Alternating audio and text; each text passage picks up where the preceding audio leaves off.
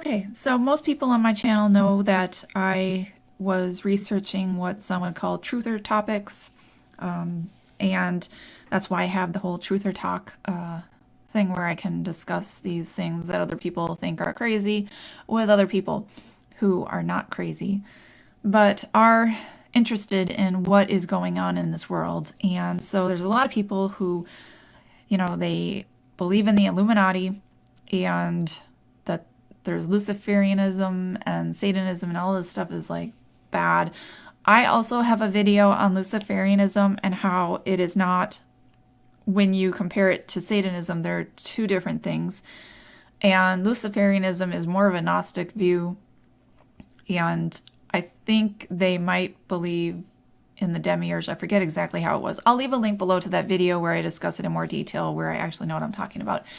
But in this video, I just know that there are what people call the Luciferianism is misunderstood for sure. Satanism can be misunderstood. It depends on who you're talking about. But I came across this article from somebody who was interested in conspiracy theories on Facebook. And so I just wanted to share it because, well, I think it is worth listening to. And I think there are some people in the truther community who did not actually research to find out where things come from. In particular, there was an Albert Pike prediction for the First World War and the Second World War and then the Third World War. And apparently, the first two were accurate. And so isn't the third one going to be accurate?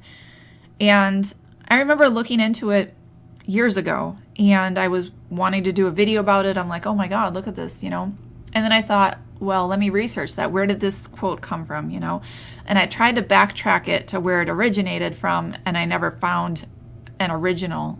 Everybody was just sort of quoting what they'd heard from somebody else. And so I never did anything with it. And now I know why. So I'm going to read this article, especially helpful for those people who don't want to take the time to read it and they have work where they can just listen to it, while they're at work or while they're going to work, etc. So this will be something interesting, I'm telling you, about the Illuminati and the Roman Catholic Church, the war between the Roman Catholic Church and the Illuminati, Masons, Freemasons, and all that. I've done videos about the Freemasons before, and I've taken some stuff down, and we don't really know about things sometimes, and we really should look into where things originate from. And so that's basically my introduction for this. I want to get into the article, and I hope that you enjoy it. And so I'm just going to read here. It's a series. I'll leave the link below to this article, obviously, so that you can research it. There's also a Wikipedia article, which again, I'll leave a link to below, so you can research it for yourself, which is really the best thing to do. Don't take anything you've heard and just think, wow, this is true. You have to research things for yourself, to know for yourself. And I know enough to say that I'm not going to speak on things I don't really know about, but I will share things that I find interesting.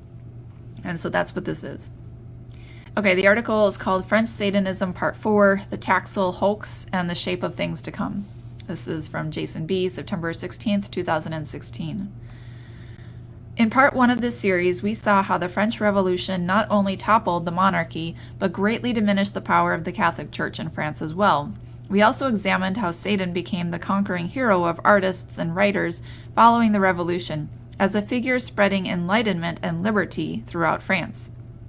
In part 2, we examined the influence of French occultist Eliphas Levi and discussed how his work laid the framework and foundation for both white and black magicians who followed in his wake, a framework capped by the enduring legacy of his image of Baphomet. In part 3, we saw how easily some of Levi's disciples slipped into Satanism and black magic, or at least lent themselves to accusations of both. Finally, we will see how all these aspects came to a head in the Taxil Hoax. Just going to scroll down here. And you can see this is an article about Leo Taxil here. Okay, scrolling down here. The Taxil Hoax was the greatest hoax perpetrated in French history, a 12-year-long event that took advantage of the religious and political tensions existing in post-revolutionary France, while exploiting the French Satanist zeitgeist of the 19th century to dubious ends. In many ways, it was the culmination and climax of 19th century French Satanism, but its legacy still lingers today in the minds of many modern conspiracy theorists and witch hunters looking for evidence of a grand satanic plot at every level of society. Accusations ranging from ritual abuse in nursery schools to the belief that the Illuminati populate the halls of national and international power all owe at least some debt to the Taxil Hoax of 19th century France. The roots of the Taxil Hoax can be traced to the Syllabus of Errors, an incredibly reactionary document published by Pope Pius IX in 1864 in an attempt to stem further erosion of the Church's authority in an increasingly secular society. It essentially renounced any and all liberalisms that came out of the Enlightenment as satanic. And I'll point out that all Christian supposed truthers these days who are pointing out as everything else is satanic are kind of basically stemming from the Catholic Church, which many of them would actually denounce as being satanic itself. So that's interesting right there. We need to actually pay attention to why things are happening, not just labeling it as satanic just because they use a certain number or because they use a certain symbol or something like that. If you don't know what it is, don't fear it, study it. All right, continuing on here. As a result of its full frontal attack on the society that had thrown off the yoke of the Church in the years prior, France sought to ban circulation of the encyclical as well as stop priests from discussing it with laypersons. In 1878, Pius IX's reign ended, and in 1878, Leo XIII was named Pope. In 1884, Leo XIII issued his own encyclical entitled Humanum Genius, that was no less inflammatory than his predecessor's work. In it, he divided humanity into those who serve the kingdom of God and those who serve the kingdom of Satan. Furthermore, he argued, the partisans of evil seem to be combining together and to be struggling with unified vehemence, led on or assisted by that strongly organized and widespread association called the Freemasons. So this idea that we need to be afraid of the Freemasons because they're working for Satan is coming from the Catholic Church.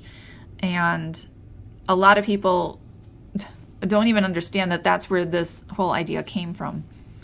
All right, continuing on here. Inputting evil deeds to the Freemasons was nothing necessarily new, given that as the world's leading secret society, it had been subject already to many conspiracy theories. But the motivation for the Church's antipathy toward it at this time was part and parcel of their attack on a secularized post-revolutionary France.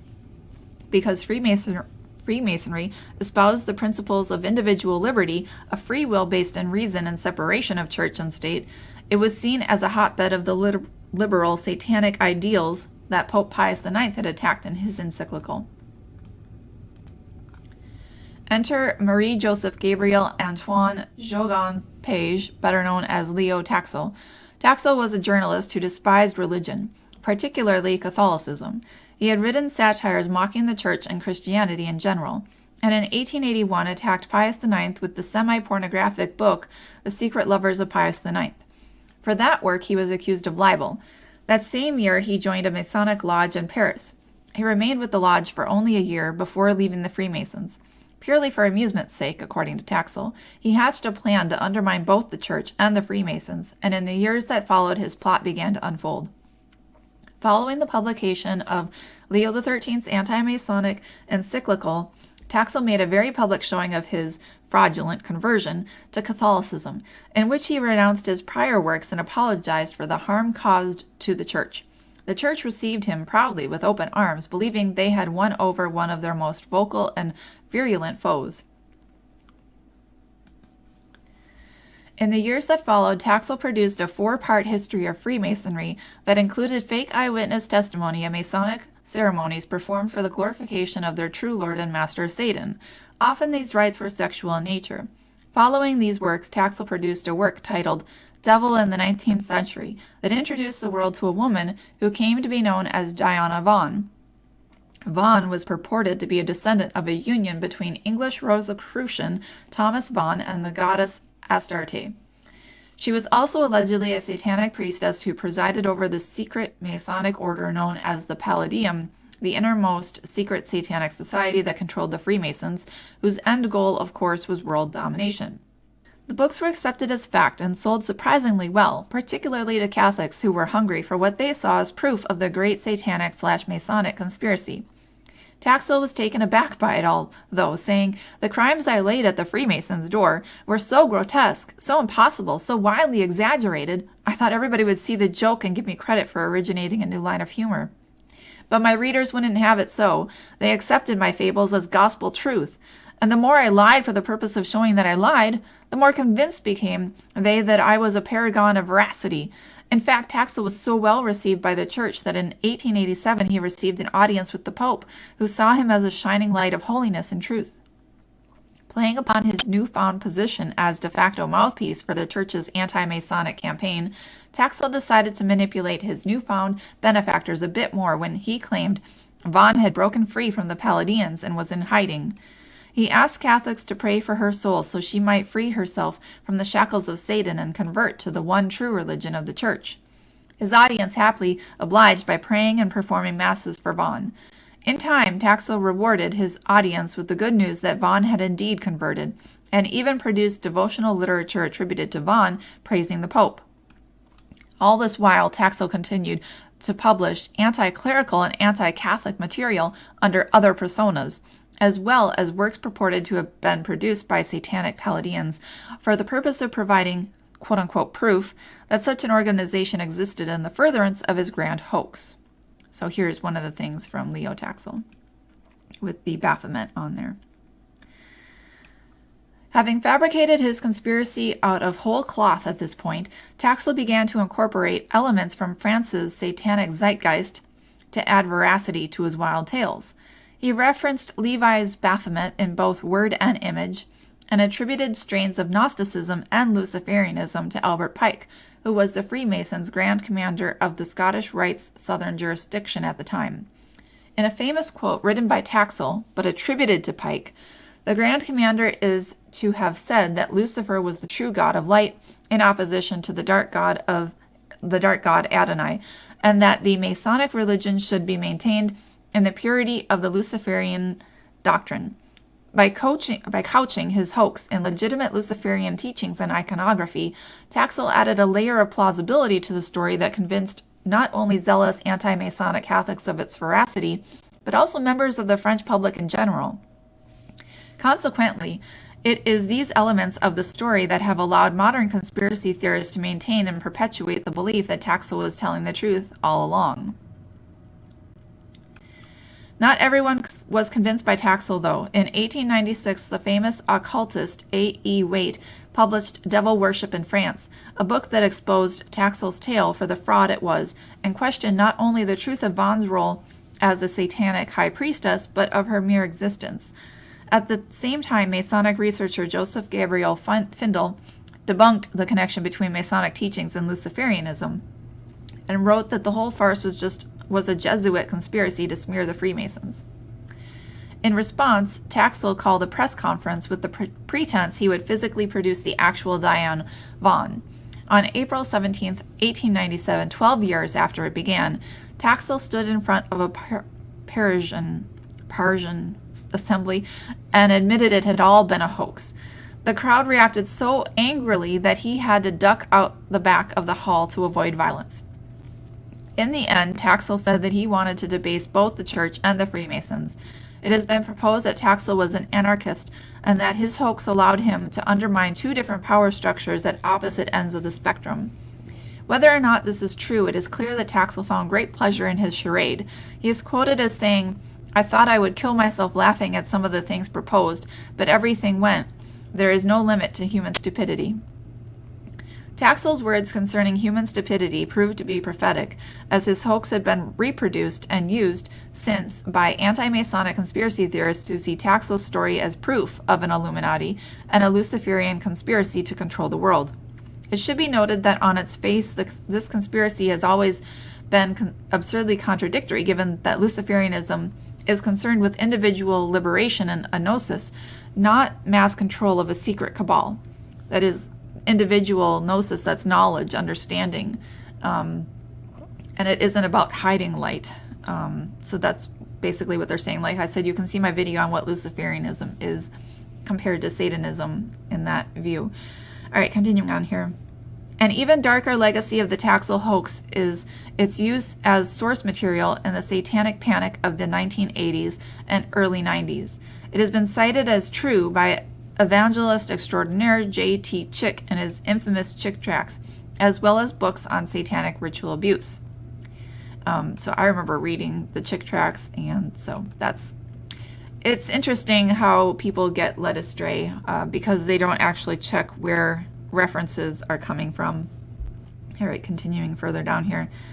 Unfortunately, like many of the elements of the 19th century French Satanism, Taxil's hoax continues to influence our understanding of Satanism and the occult in general, making it difficult at times to discern fact from fiction and truth from falsehoods. Certainly, the Romantics tapped into a valid understanding of Satan as liberator, yet occultists like Levi and his disciples seem to both promote and denigrate exaltation of the Dark Lord. In the end, upon final review of the French satanic zeitgeist, what we are left with is a rather mixed legacy, full of promise and false starts, but one that laid the groundwork for better or worse for both practitioners of the left-hand path as well as their accusers in the centuries to follow. My video is about the left-hand path versus the right-hand path, Satanism versus Luciferianism. And if you check out my video, the center path, the middle path, the straight path, the way, is basically understanding the good from both sides. And I think that's the way that Christ actually followed. So you can see my video on that for more information. I just thought this was interesting, and I know a lot of people, if I shared this article, might, on Facebook, people might not actually read it all, but maybe in a video, people will actually listen to it sometime. I think it's very interesting to pay attention to, and how we always need to look up the original source for the material. As I said, I looked up the Albert Pike predictions, and I'm pretty sure that it probably came from Taxil, because I could not find where that originated from.